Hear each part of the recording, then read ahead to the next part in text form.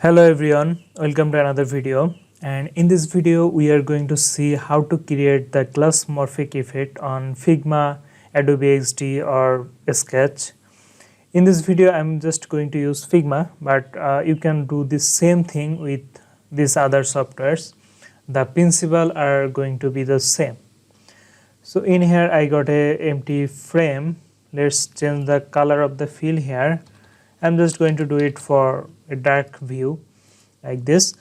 So let's just create some circles in here because we are going to see the class morphic effect better in this way. So it is the pinkish one. Let's make a copy and change the color of maybe blue. Let's create another one and change the color a little bit. You can give it whatever color you want, it is not a big deal. We are just going to create this one to see the background blur effect of the class morphic. So now we are going to create a rectangle here and we are going to apply the glass morphism effect on this rectangle. So here we go. Let's add some border radius to make the corner rounded, and the default fill color is kind of grayish color and I'm just going to make it white. So this is our rectangle. This is completely opaque and has a the fill color of white. So now we are going to make it look like a glass.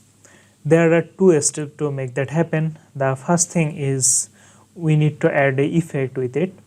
So make sure that the rectangle is selected here and let's add the effect. The effect we want is the background blur.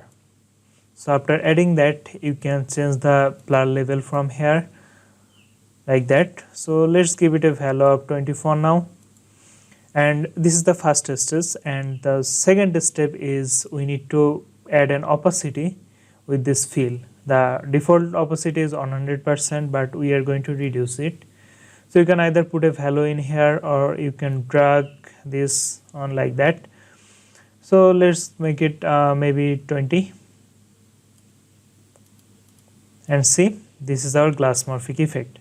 You can play with this blur level a little bit to modify the blurring of the elements that are underneath it. You can make it more blur to make the background elements more invisible.